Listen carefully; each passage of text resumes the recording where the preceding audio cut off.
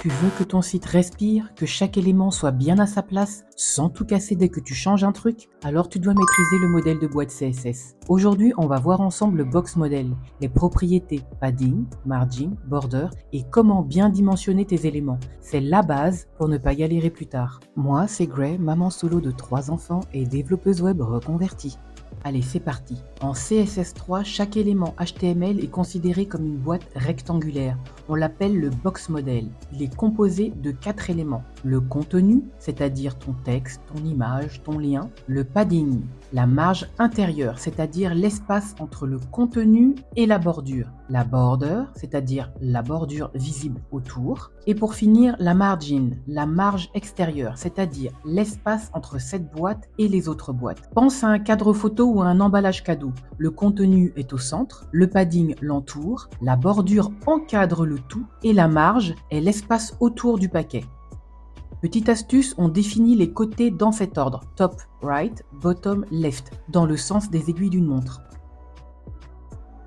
Passons au comportement block versus inline block. Tous les éléments HTML n'ont pas le même comportement. Les éléments de bloc, comme div, p, h1, prennent toute la largeur et s'empilent verticalement. Les éléments inline, comme span, a et m, s'affichent côte à côte, mais ignorent width et high. Et il existe un compromis magique, display inline block, parfait pour styliser un bouton ou un lien sans casser ta mise en page. En inline, le padding horizontal fonctionne, mais les marges verticales sont ignorées. Avec inline block, tu peux ajouter du padding et du style sans changer le flux de ton contenu. Rentrons maintenant dans le détail et commençons par le padding. Alors on l'a vu précédemment, le padding c'est la marge intérieure de ta boîte. Il crée de l'espace entre le contenu et la bordure. Et dans l'exemple que l'on voit, sans padding, le texte est collé à la bordure et avec le padding, on voit le texte respirer et donc plus agréable à lire. On peut aussi cibler chaque côté et être plus précis. Passons au margin.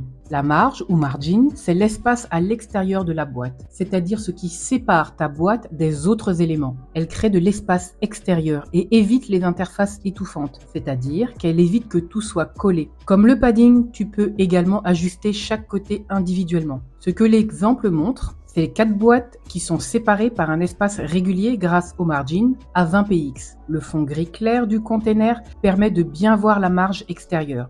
Attention cependant à un piège courant, la fusion des marges verticales. Quand 2 éléments en bloc se touchent, leurs marges peuvent fusionner. Au lieu de s'additionner, seule la plus grande est appliquée. Pour éviter ça, tu as plusieurs solutions. La solution 1, ajouter un petit padding top, empêche la fusion. La solution 2, ajouter une border top, même transparente, casse la fusion. Tu peux aussi positionner différemment les éléments, en relative, absolute. Passons maintenant aux bordures. En CSS, les bordures ne servent pas seulement à délimiter un élément, elles permettent aussi de lui donner du style et du caractère. Regardons quelques exemples.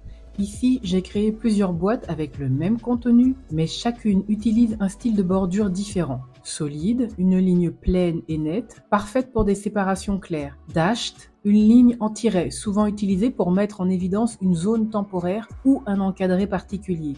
Dotted, une bordure en pointillé, idéale pour un style plus léger ou décoratif. Double, 2 traits parallèles qui donnent un effet plus élégant et formel. Groove, un effet 3D creusé qui donne du relief à la boîte. Et enfin None, pas de bordure du tout. Pour obtenir ces styles, on utilise la propriété border style qui peut prendre différentes valeurs comme solide, dashed, dotted, double, etc.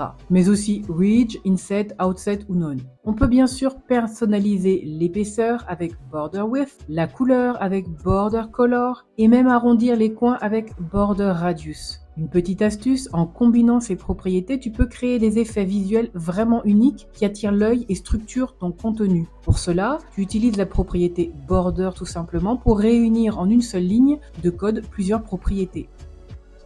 Passons aux dimensions et box sizing. On arrive à un point qui fait souvent bugger les mises en page, les dimensions réelles d'une boîte. Regarde ici, j'ai 2 boîtes strictement identiques sur le papier.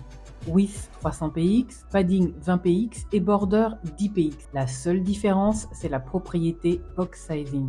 À gauche, content box. C'est le comportement par défaut du navigateur. Ici, la largeur de 300 px ne concerne que le contenu. Le padding et la bordure s'ajoutent par-dessus. Donc, la largeur réelle devient 300 plus 40 plus 20 px, soit 360 px au total. Tu vois le contour en tiret rouge?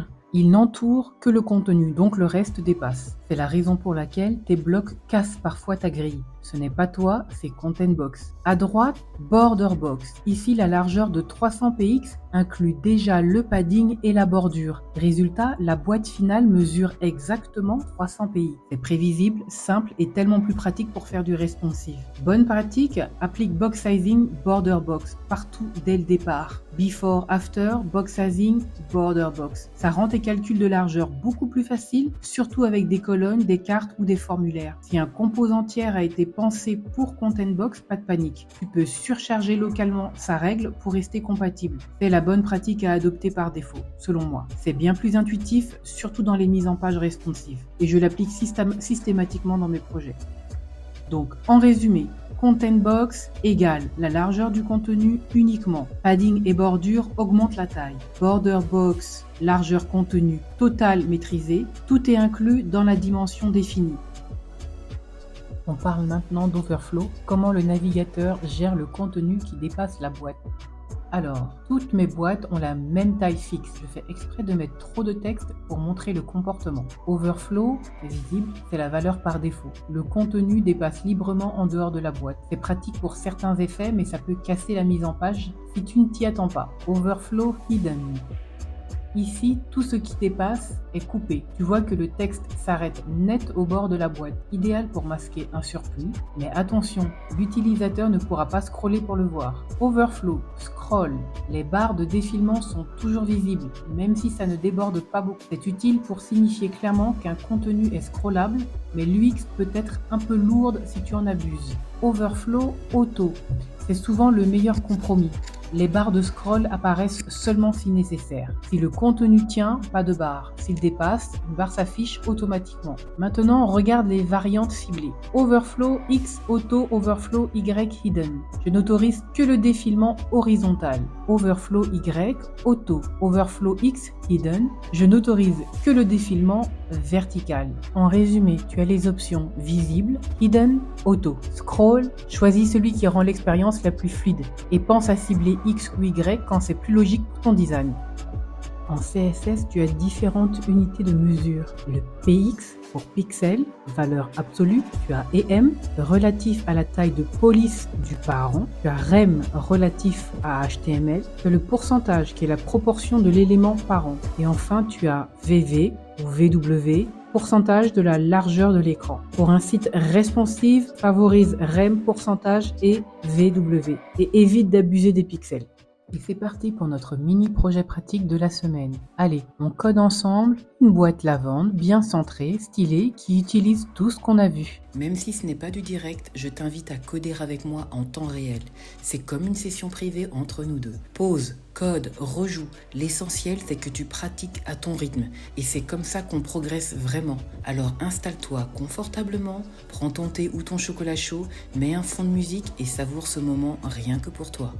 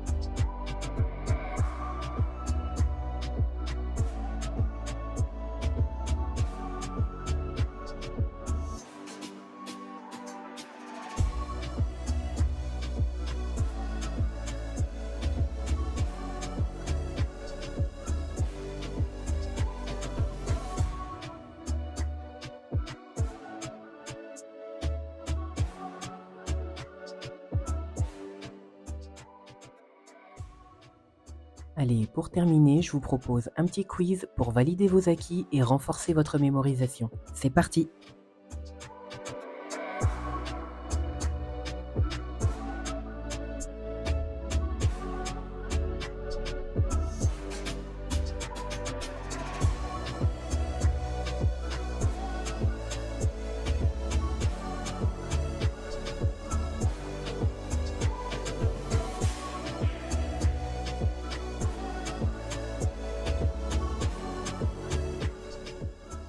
Dis-moi en commentaire si tu veux que je fasse une vidéo bonus sur Display, Flexbox ou Grid. Et surtout, continue à coder avec moi. Tu retrouveras tous les extraits de code dans la description. En attendant, like, commente et abonne-toi.